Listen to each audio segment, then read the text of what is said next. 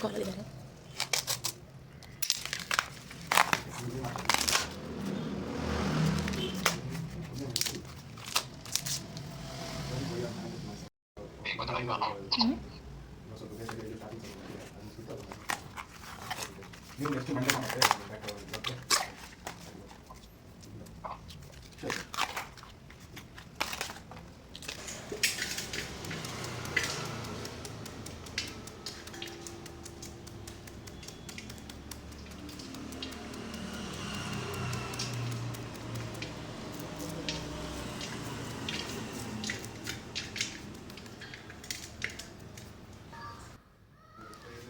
ಚಿಕ್ಕ ಚಿಕ್ಕದಾಗಿ ಕಟ್ ಮಾಡ್ಕೊಂಡಿರೋ ಕಳಲೆಯನ್ನು ನಾನು 3-4 ಸಲ ಚೆನ್ನಾಗಿ ತೊಳ್ಕೊಳ್ತಿದ್ದೀನಿ.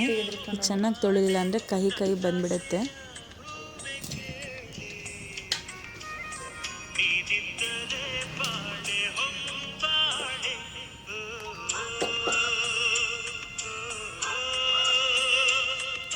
ನಾನು ಮುಂಚೆನೇ ಕಡಲೆಯನ್ನು ನೆನೆಸಿಟ್ಕೊಂಡಿದ್ದೀನಿ. ಸೊ ಇವಾಗ ನೆನೆಸಿಟ್ಟಿರೋ ಕಡಲೆಯನ್ನು ಚೆನ್ನಾಗಿ ಮತ್ತೆ ಒಂದು ಸಲ ವಾಶ್ ಮಾಡಿಕೊಂಡು ಇದನ್ನು ಬೇಯಿಸ್ಕೋಬೇಕು. ಇವಾಗ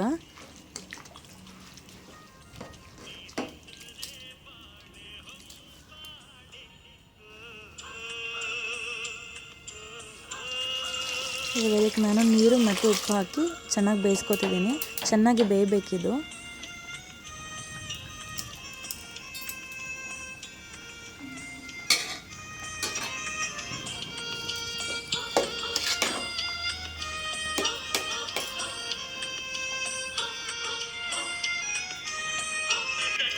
ನಾನು ಬೇಯಿಸ್ಕೊಂಡಿರೋ ಕಡಲೆಯಲ್ಲಿ ನೀರೆಲ್ಲ ಚೆನ್ನಾಗಿ ತೆಗೆದು ಒಗ್ಗರಣೆ ಹಾಕ್ತಿದ್ದೀನಿ. ನಾನು ಇದಕ್ಕೆ ಜಾಸ್ತಿ ಎಣ್ಣೆ ಹಾಕ್ಕೊಳ್ತಿದ್ದೀನಿ. ಕಡಲೆ ಬಾಡಿಗೆ ಹೀಟ್ ಆಗುತ್ತೆ, ಸ್ವಲ್ಪ ಎಣ್ಣೆ ಜಾಸ್ತಿ ಹಾಕೋದ್ರಿಂದ ಅದನ್ನು ಬ್ಯಾಲೆನ್ಸ್ ಮಾಡುತ್ತೆ.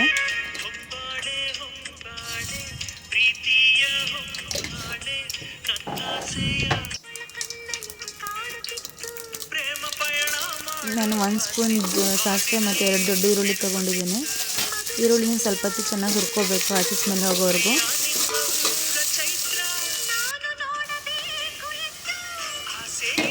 ಇವಾಗ ಬೇಯಿಸಿದ ಕಡಲೆಯಲ್ಲಿ ನೀರು ತೆಗೆದಿರೋದನ್ನು ಮಿಕ್ಸ್ ಮಾಡ್ಕೊಳ್ತಾ ಇದ್ದೀನಿ.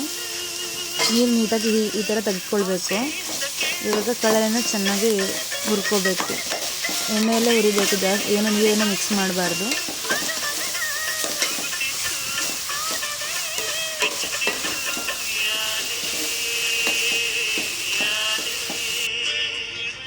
ನಾನು ಇವಾಗ ಇದಕ್ಕೆ ಬೇಯಿಸಿರೋ ಕಡಲೆಕಾಳನ್ನು ಹಾಕಿ ಮತ್ತೆ ಫ್ರೈ ಮಾಡ್ಕೊಳ್ತಿದ್ದೀನಿ. ಇವಾಗ ಇದಕ್ಕೆ ನಾವು ಎಷ್ಟು ಬೇಕು ಖಾರ ಮತ್ತು ಉಪ್ಪನ್ನು ಹಾಕೋಬೇಕು. ಖಾರ ಹೇಗೆ ಅನಿಸುತ್ತೆ ಹಾಗೆ, ಕೆಲವೊಬ್ರು ಖಾರ ತಿಂತಾರೆ, ಕೆಲವೊಬ್ರು ಖಾರ ತಿನ್ನಲ್ಲ. ನಮ್ಗೆ ಹೇಗೆ ಇಷ್ಟ ಆಗುತ್ತೆ ಹಾಗೆ ಹಾಕ್ಕೊಳ್ಬೇಕು. 1 ಸ್ಪೂನ್ ಅರಿಶಿಣ ಮತ್ತು ರುಚಿಗೆ ತಕ್ಕಷ್ಟು ಉಪ್ಪು ಹಾಕಿ ಮತ್ತು ಫ್ರೈ ಮಾಡ್ಕೊಳ್ಬೇಕು.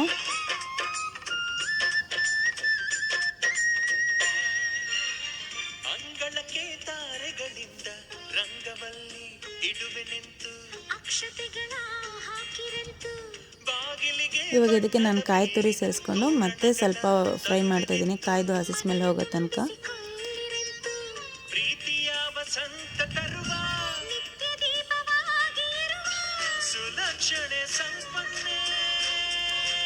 ಈ ಕಡಲೆ ಪಲ್ಯವನ್ನು ನಾವು ಮಳೆಗಾಲದಲ್ಲಿ ಇದು ಸಿಗೋದು.